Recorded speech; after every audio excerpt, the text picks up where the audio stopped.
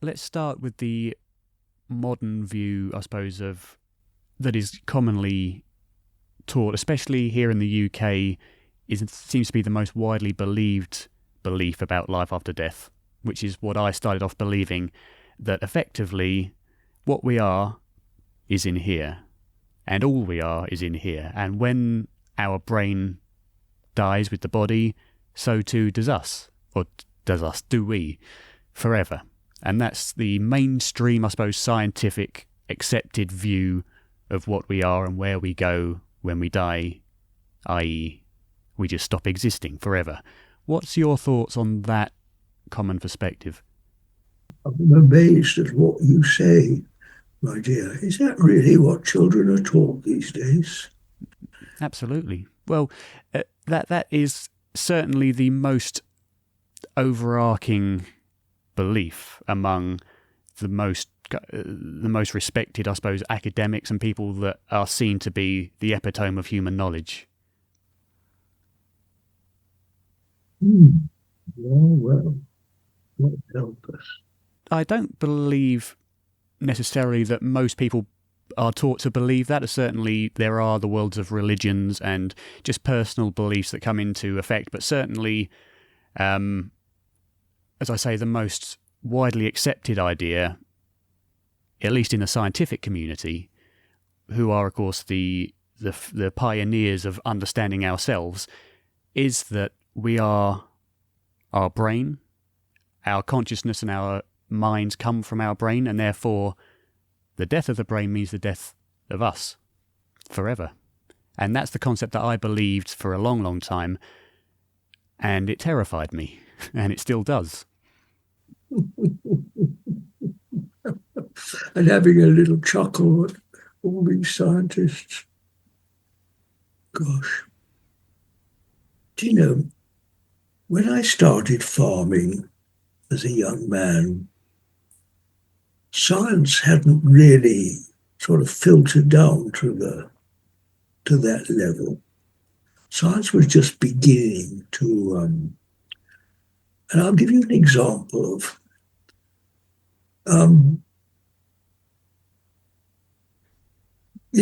traditional farming had many ways of maintaining the fertility of the soil and to ensure that the farmer could grow good crops. And when science came in, science began to sort of become talked about, the science came up with a very simple sort of substitute to, they called them fertilizers, artificial fertilizers, which were based on three main elements of nitrogen, phosphorus, and potash. Most farmers had never heard of course. But anyway, that's what the scientists said.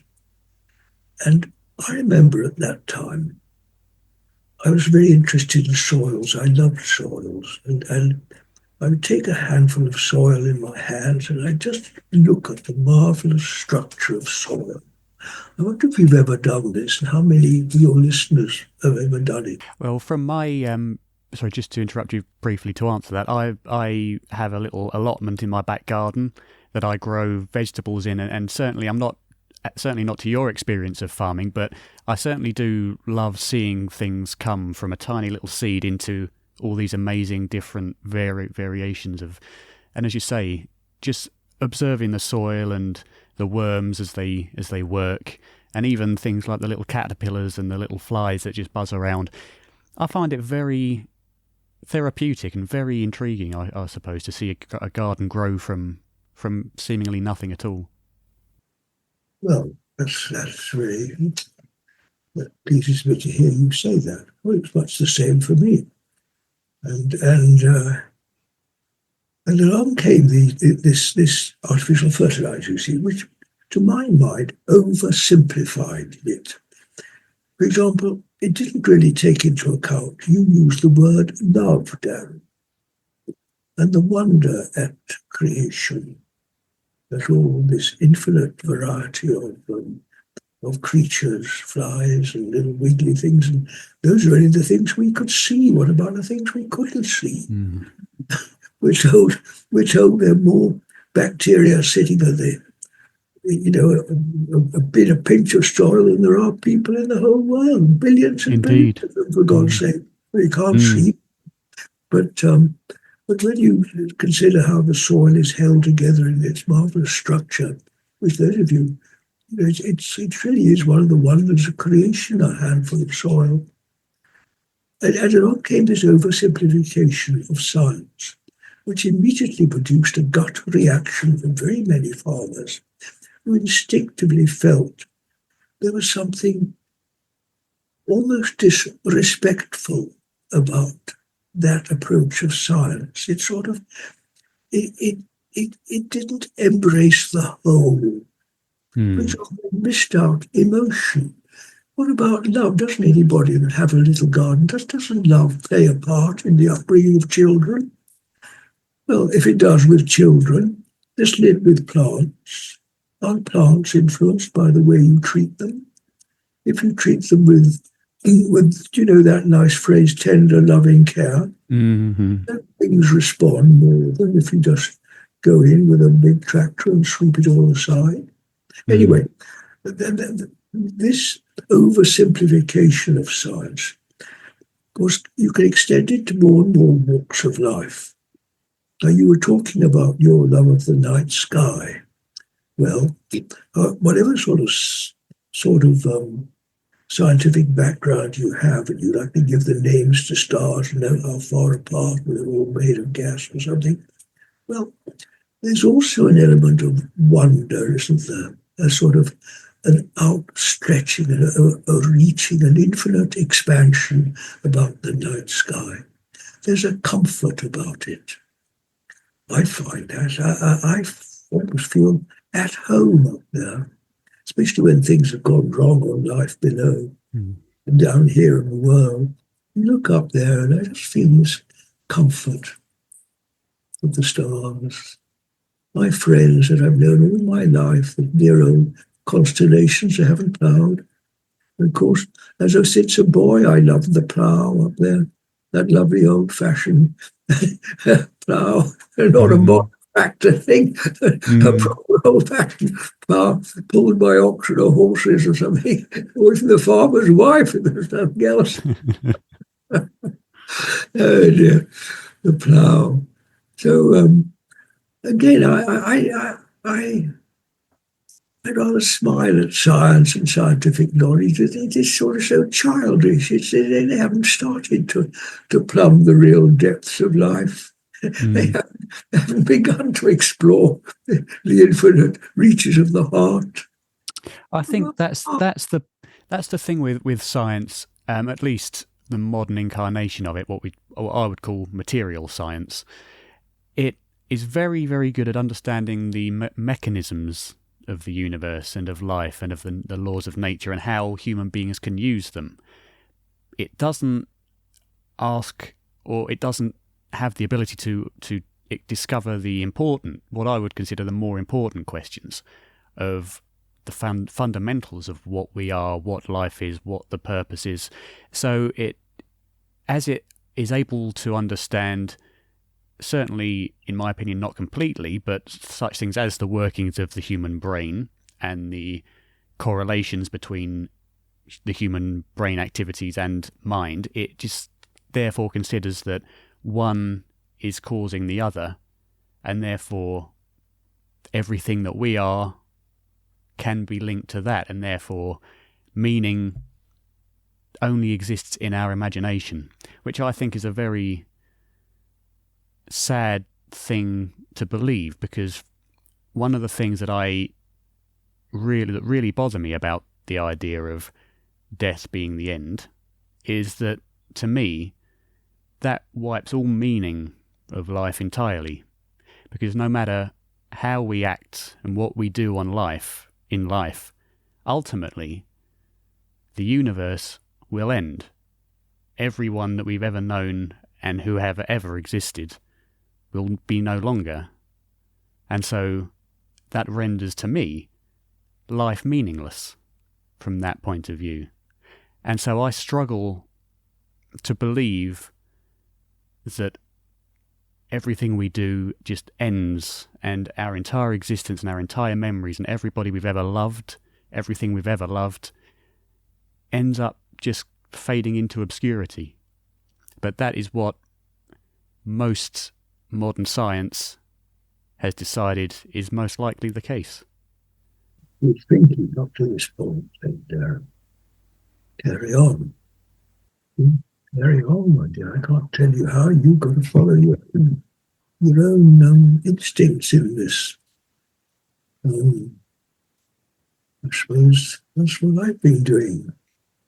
Follow that in you that wants to go beyond, to probe into these questions.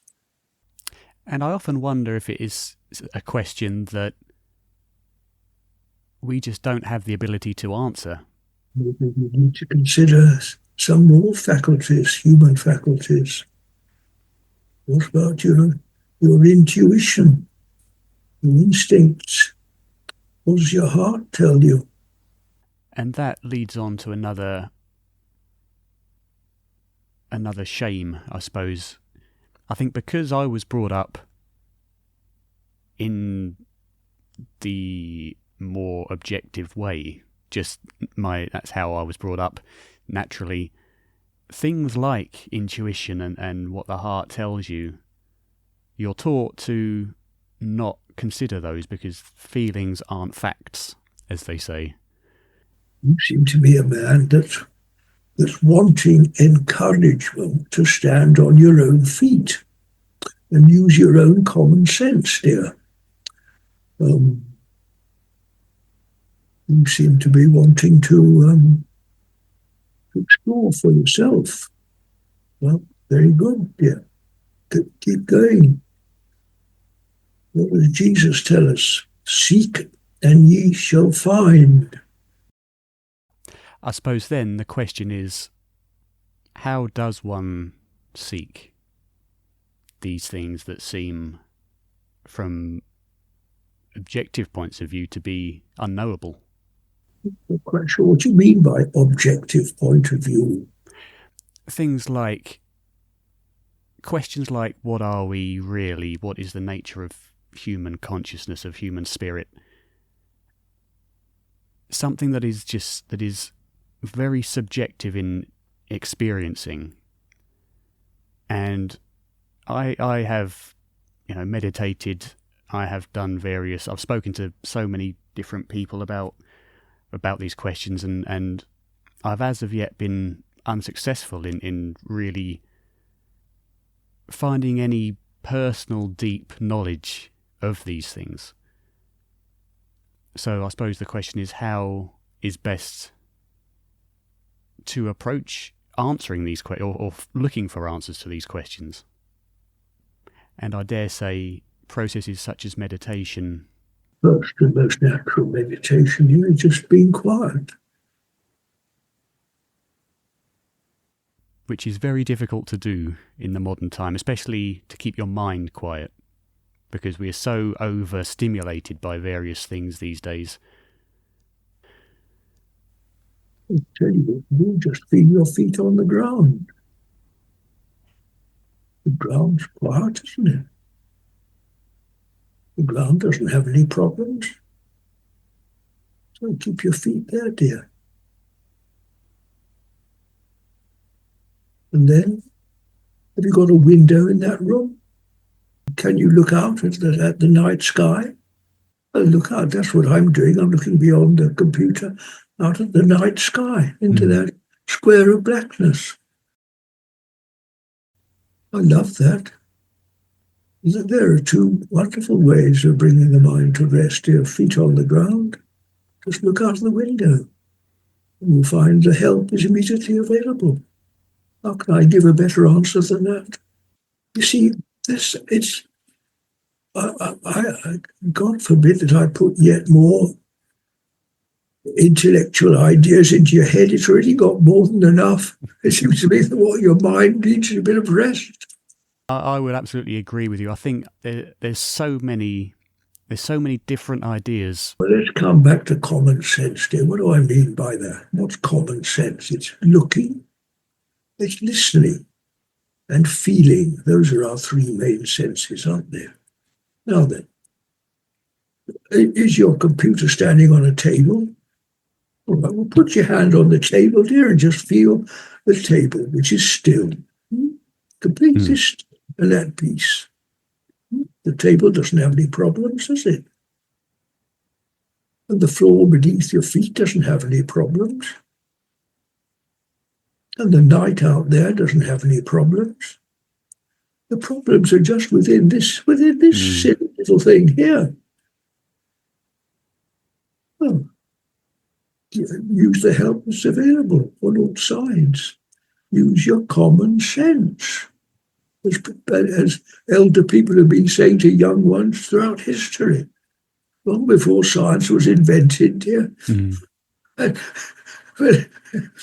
even the most simple, humble people, never mind that clever academics, dear, they said to their children, use your common sense. I can't give you better advice than that. And I think that goes back to what we were saying earlier, that this sort of thing is severely lacking in contemporary society right now. Exactly, dear. Now we come on to the difficult questions, dear. What's this life? Well, the sky doesn't end, does it? I could die out, the sky couldn't care less. The sky's still the same. In the churchyard, up the hill, all those graves, the same sky, when they died, is there now. And it will be long after I'm dead and forgotten. So there's a continuity, isn't there? And what about the earth? Isn't that going to continue? Well, I know they say it's all going to end up. Well, if it does, so be it. But at least it lasts longer than you and I do. There's continuity. So why on earth you listen to this silly nonsense about life ending when this particular embodiment dies? I think as human beings, we naturally have a fear of death and of our own personal experience being extinguished and all memories and all activities and loves and everything just vanishing and never having meaning or experience again. How do you know? You don't know, do you? Well, don't trust not knowing, Darren. Do you know, now I'm an old man. I have a very famous, one of my favourite sayings is, God knows and I do not. Do you know, I don't trust people who think they know, because now, as people say, I'm very old and wiser than I was. I come to realise that human knowledge is actually ignorance still. Human knowledge is spiritual ignorance. As the Bible puts it, the wisdom of man is foolishness to God. And let's just use our common sense and stretch out beyond the window into the night sky. Learn our nature through observing nature itself. Oh, that's natural, isn't it? You can't do better than learning from nature. It's natural. What can be more natural than that? The trouble with human knowledge and human this and that, it's unnatural. It's based on thinkery thunk and not on common sense. It's based mostly on the brains of other academics as mixed up as you are. And how many of them have ever ploughed a field, dear? Indeed. How many indeed could plough a field effectively? Could plough a field or even dig it. So through your many years of life and exploration, what have you come to understand about the spirit, I suppose, the concept of the spirit or the soul or the nature of the human being? Well, dear, long before I ever heard of these words, brought up in the country, and I'm comfortable with silence. I like to be silent. I love the grass and the trees. I love to work in the fields silently. Long before machinery was invented, just working quietly by hand in the fields. I like to walk in the country every afternoon. I do it now. I'm usually alone. I like to just go and refresh my mind with the along the. We've got a lovely river here and nice water meadows. In summer, some cows and things. Mm. I always feel sort of brought back to nature. You can't go wrong. Even in a city, there are trees and things to look at. Something of the sky, and there's always silence. It's not difficult to learn to just listen beyond the sounds, and you find silence with you everywhere. And it's such a comfort if you just put your hand on a wall, stone wall or a brick wall. You immediately feel the stillness and the stability of the stone. It's a marvelous thing. Dear. Stones are wonderful teachers. Stones and the earth, even asphalt beneath your feet, dear. It'll bring you back to being where you are. We always go crazy when we lose touch with where we are and go off into the unnatural. That's when things go wrong. Listening to other people, even less natural than ourselves. Back to nature.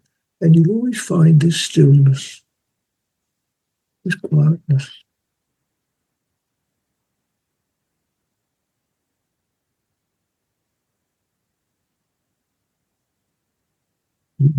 There's no better approach to spirituality than just to stop talking. You'll never talk your way to God. Just shut up. Good advice for many people, I'm sure. Not so easy to do for many. No harm in setting a good example. If you're quiet in a room full of crazy people, somebody might notice you. If you're talking as much as everybody else, I don't suppose they will. Talk about themselves, don't they? So what to you is spirituality? It's a bit of an academic word, which I don't think much of really. I'm not in. I couldn't care less what a lot of people think all sorts of things as spirit. But let's just think of the simple description: body, mind, and spirit. The body is obvious enough, isn't it? The body of mortality, whose only destiny is death. Then there's a mind, which we normally associate with what's in the head, which may or may not linger on after the death. Nobody really knows. To some extent, maybe not. And then what about this thing we call spirit? Well, looking at me now on the screen, Darren, you can see my body is that of an old man, isn't it? There. Well, just go forward a year or two until it's dead, till it's lying there in the grave being eaten by worms, right? That's the destiny of John Butler, this old man sitting in front of you. Now then, dear, I'm going to ask you a simple question. Don't answer it too quickly, and answer it from your common sense, not from the latest academic you've listened to. Now, when this goes into the grave, what's left?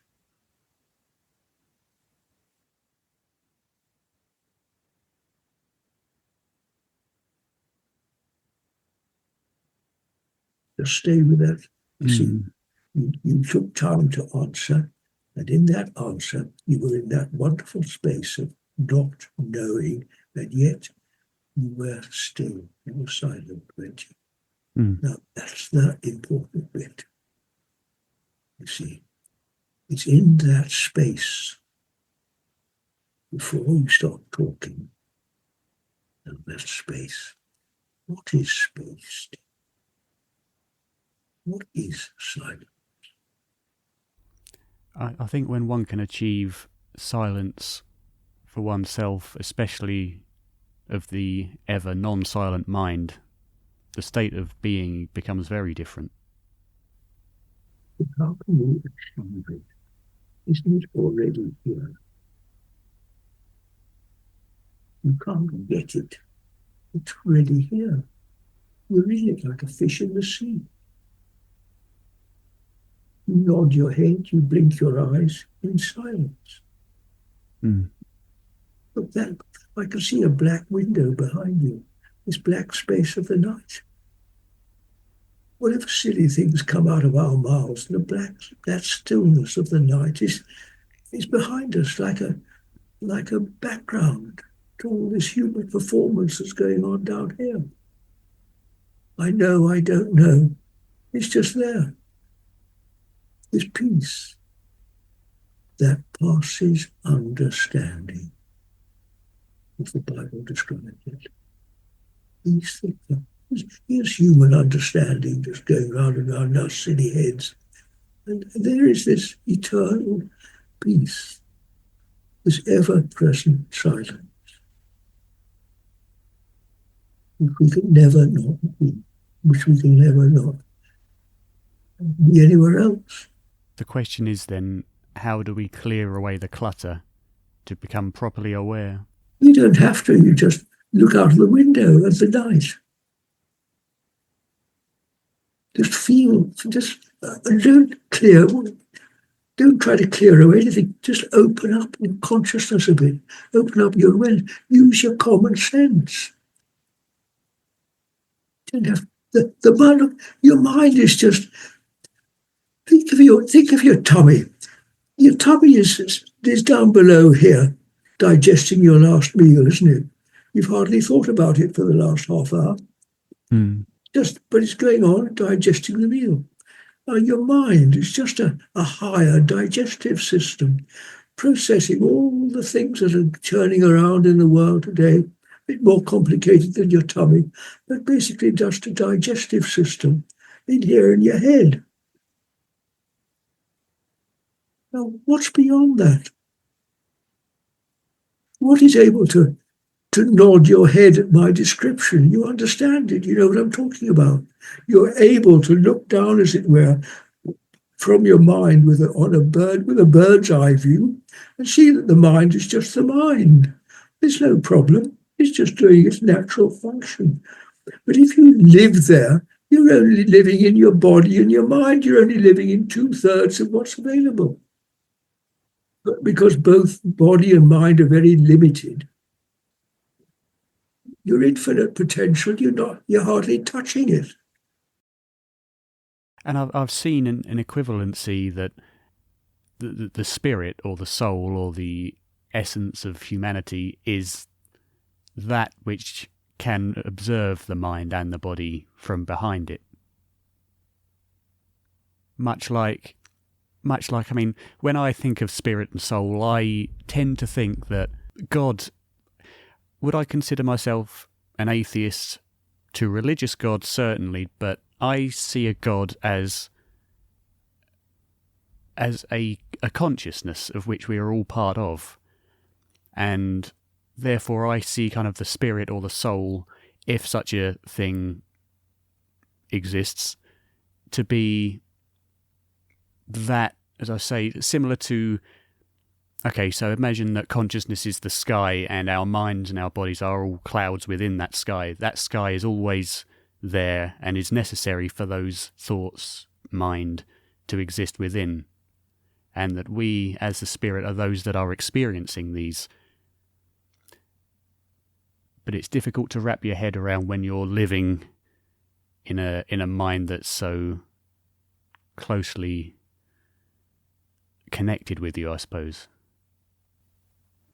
It is if you choose to remain stuck in your mind, Darren. But I suggest you just open the door and step out into the bigger world. Then you'll see the mind is not such a big deal as you think it is.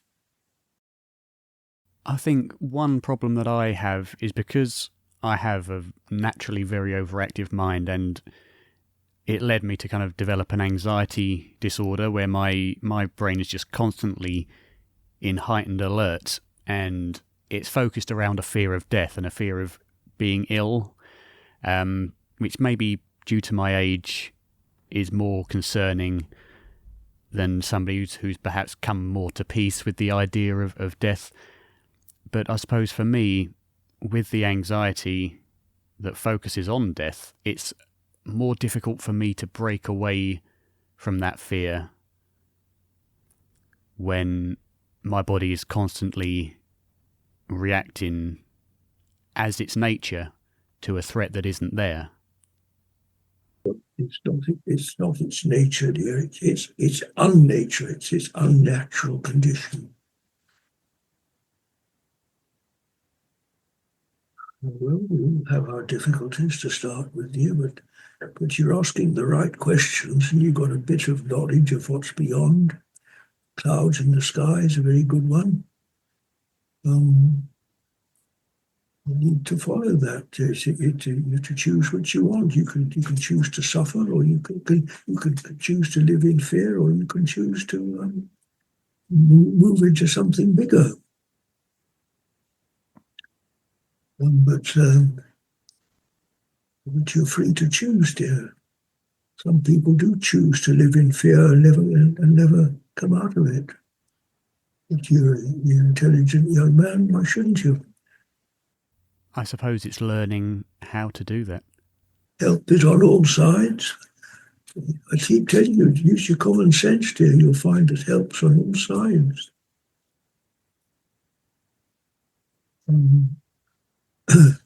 Do less talking, less time on the computer and your phone. And live more with nature as much as possible. Find good company, dear. It may not be people.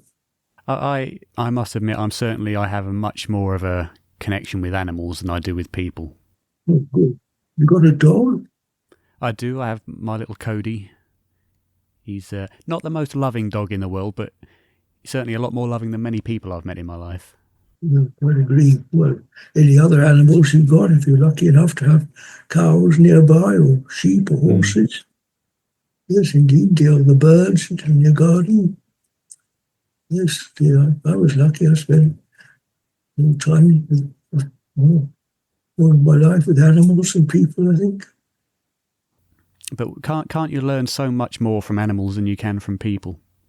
Well, you learn common sense from animals. You learn how to be unnatural from people. You learn a lot of foolishness from other people.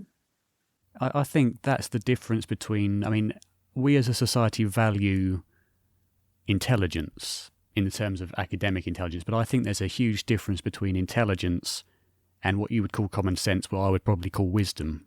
How to survive, what the best way to live as a human being is. Intelligence teaches you how to make money and how to be a good member of society, and maybe how to understand the physics and the physical makeup of the universe, but it doesn't teach you how to find meaning in life and how to understand the deep questions of life.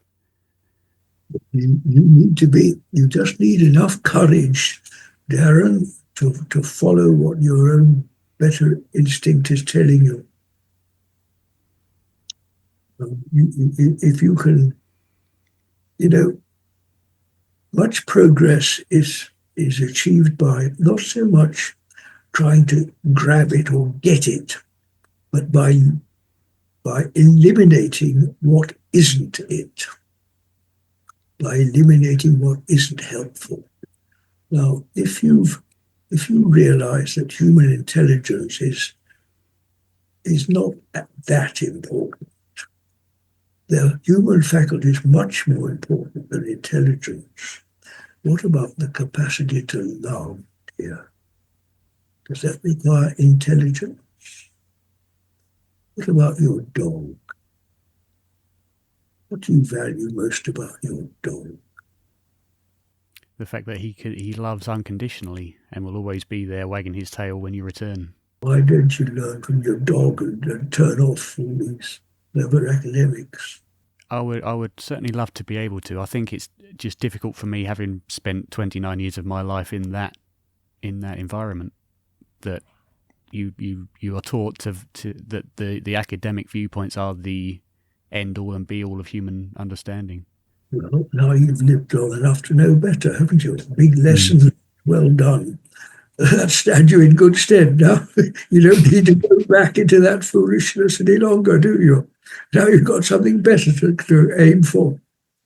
Aim for higher knowledge. What about higher knowledge, Darren? Let's consider that. We've been talking about what you could call human knowledge. What about higher knowledge, the knowledge of the stars, dear, the knowledge of the wind and the sun, the rain, the knowledge of the flowers, the spring flowers, the knowledge of the birds. And what sort of things can they teach us? Look and see. I think for me, one of the magnets that keeps bringing me back to looking towards the human knowledge, scientific things, is not necessarily just the fear of my own death, but the fear of the death of those that I love, specifically my mother, who's been there. She's been effectively, if you believe in soulmates, you probably won't find any closer than me and my mum. And the fear of living life without her one day terrifies me equally as the fear of never existing again forever. So how can one reconcile the loss of someone that close to you and the inevitable struggles that will lead to? You're already judging what hasn't yet happened, dear. How do you know your mother's going to die? Well, I suppose this is the question that I've been looking for the last 15 years. Now we're getting on the right path now. And I've searched for, I suppose, comfort more than anything, which has led me down so many different subjects, like, for example, mediumship, near-death experiences, mystical experiences, all these kind of things. Come back to common sense, dear. Come off it. Stop trusting other people, dear. Stop trusting what people say and just use your common sense. Come back to this silence.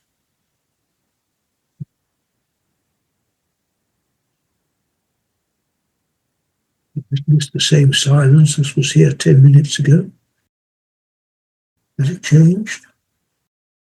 So I suppose the question is, what can that silence teach us about what we can expect when we lose someone, or what happens to them, and us indeed? Just think about all the people in the world that have ever died, and let's hold them in this silence that is present. But when you stop talking, Darren, you're no less present than when you're talking, but you're more so present. You're present in a much more digestible form than when you're talking. Trying to understand, I suppose, do you mean that, say, when we lose our body, we become more present without the distractions of the mind and body? Or am I looking at you too literally? Is that how it seems to you? Yes, you say you don't know, but you had quite an intimation of it, didn't you? Just stay with it a bit longer, this silence, which you can also call, let's just extend it, silence, stillness, space. What about presence?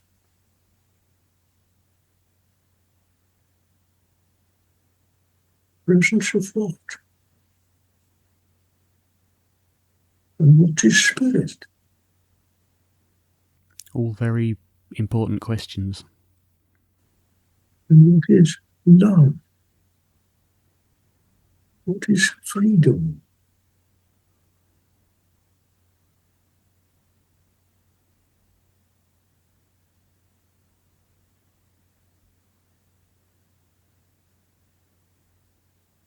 You see, the mind is quiet. We've forgotten to talk, haven't we?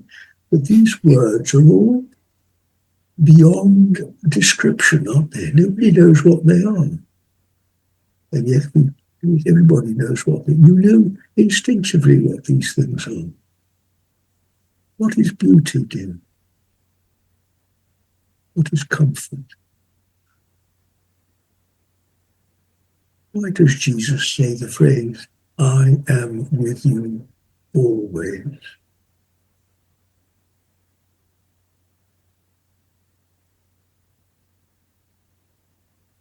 Well, Jesus is with us always in this present, which is as close to us as silent. It's invisible present. I can feel my mother here. I'm closer to my mother now than when she was alive.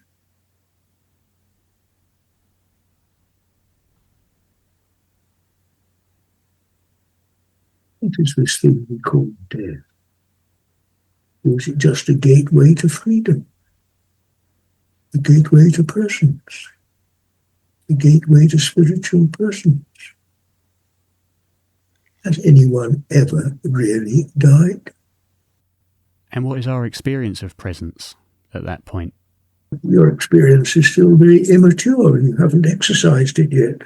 You need to practice when it'll become more real to you. This you might call work of meditation. It's also just life itself will teach you. Just one more word to say, because if you come back to this presence, which is also freedom, which is also unconditioned, pure love, this love, again, as the Bible teaches us, casteth out fear. When we find this presence, there's no fear, is there? You are held in this absolute security.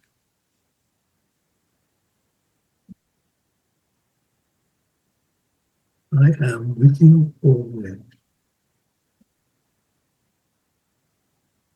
You see, this is what we call higher knowledge, which is faith. It's not intellectual knowledge. It's higher knowledge, which is faith. The mind doesn't matter what the mind is doing. It's beyond the mind. It's this. And it's immediate and present. You could not be closer to it than here and now. It's always present.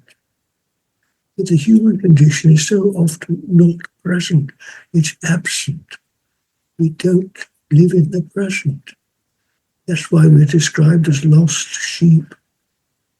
It's lost in the mind, lost in thought, lost in this mind, in this little thing called the mind. It also is so proud of its own achievements that it's blind to everything else.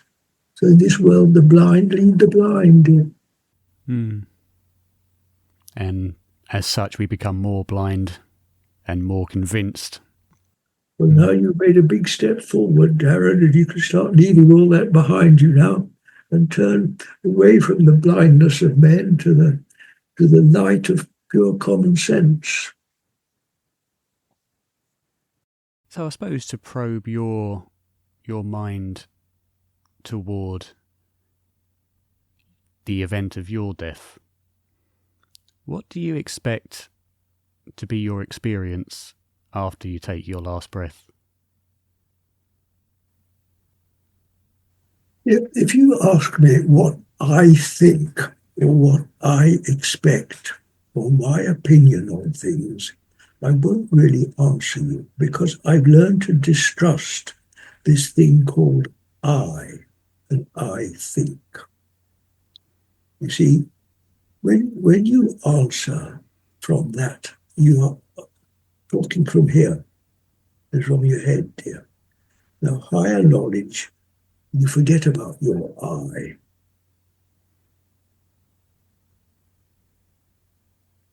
This is called the ego, and it's that which separates us, which locks us up in this separate identity, which dies. Why does it die? Because it's separate from the source of life, which is spirit. That's why we die, dear. Mm-hmm. That's why your mother will die. That part of her that is separate from spirit will die, same as all flesh dies. But that's only half the story. It's not even only half. Because that's in your mother which is present, the pure love in her, as in my mother, simply continues into the everlasting. What will happen to me when I die? Well, I don't know, dear, but I have faith that when this goes into the grave, this will be left. And do you find yourself ever intrigued to contemplate what that experience will be, from an experience point of view, from an egoic point of view? I'm not particularly interested in because the present is complete. It is complete. This is partiality, you see. This is incomplete. That's why you're asking questions, because you're incomplete. You see, we're locked up in this prison called Darren, this mental prison called Darren, which is getting a bit frustrated now. And you want to break out, you're not sure how to do it. But the more you break out of this prison, dear, how does a prisoner feel when he comes out of prison? So why was the prison created? Well, that's a long story, dear. You want to go back to the first book of the Bible and read about that? Unfortunately, a book I've never read. Oh, well, you better get down to reading it, dear. It's a good book. It's not called the good book for a good reason.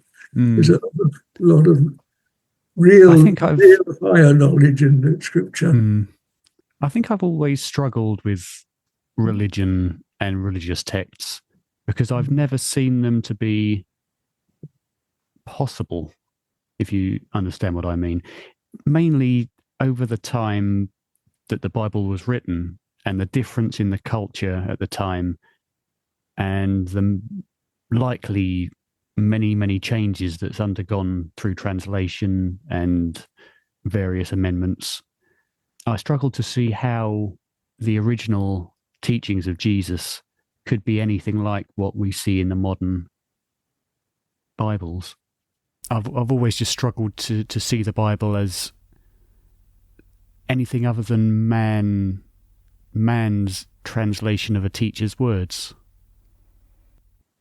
It's extraordinary how arrogant the mind can be, how we can take it upon ourselves to come up with opinions about great things. Extraordinary how blind we are. But anyway, dear, let's hope. Common sense, come back to that. Oh, yeah, I know you asked me why does it ever start? Well, watch a newborn child, dear.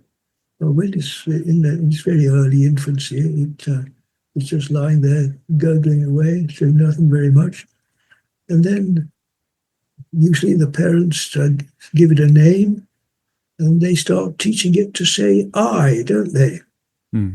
I, this is yours or not yours. So the child starts to say I want or I'm John, or I'm Darren, and that's Mummy, and that's Daddy. He starts to separate. So he grows into separation, and his parents usually encourage him to become more and more of a separate individual. And this is considered good and proper for a child. So he becomes ever more separate. Then he's sent to school where he's conditioned to think as you think, and hence a load of problems. Well, there we are. That's the world we live in. Now you're beginning to want to find something better. Come